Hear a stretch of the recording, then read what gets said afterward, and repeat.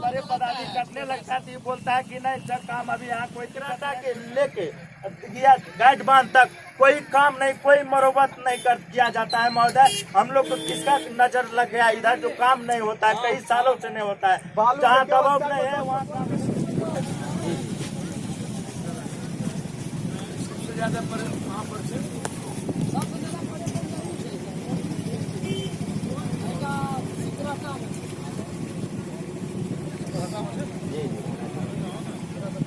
गाड़ी से पाँव तक जमीन तक नहीं रखे महोदय। नहीं आए गाड़ी पे बैठ के देख लिए क्या है न है, पब्लिक से भी कोई काम किया कि नहीं किया। देखिए सबसे बड़ा दुखद क्या है कि अगले साल से कोसी में अपना जो कोसी का जो रियल धार था, जो कोसी का रियल मुहिम था वो बदल दिया, वो चेंज कर लिया। इस बार वो उसकी स्थिति गति और भी भयावह हो गई। जो दिघिया से लेकर के सौरा और सिकराटा तक जो स्थिति है, मुझे लगता है कि नेपाल यदि 2.5 लाख से ऊपर पानी क्यूब जब छोड़ देगा तो मुझे नहीं लगता कि कोई गांव कुशहा से बड़ी घटना न घट जाए, त्रासदी बहुत बड़ी हो जाए।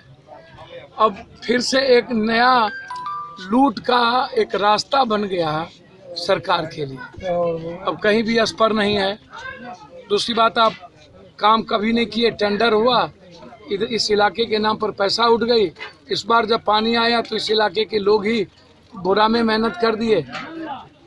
अब मुझे लगता है कि मैं बार बार, आप देखते होंगे कि मैं बाढ़ के सवालों को लेकर बार बार बोलता हूँ कि आज़ाद हिंदुस्तान के 70 साल के बाद फड़क्का तोड़ने की बात मैंने हमेशा किया कि जब तक फड़क्का रहेगा बिहार को कोई नहीं बचा सकता।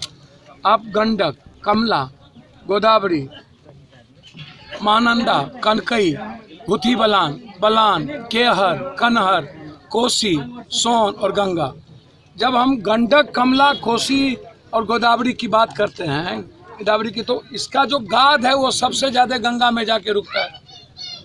अब फड़क्का ऊंचा हो गया, गंगा गहरा हो गया, तो कोई रिसोर्सेस नहीं है अब गाद को फड़क्का के बाद जाने का, तो बिहार बच ही नहीं सकता।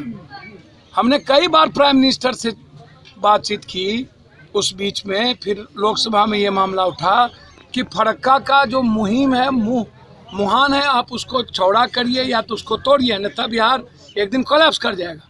अब भीमनगर बैरेज को लगभग 28 साल से 29 साल उसकी जो आयु है उससे ज़्यादा हो गई, और जब भीमनगर बैरेज बना था उस वक्त गाद बहुत ज़्यादा नहीं था।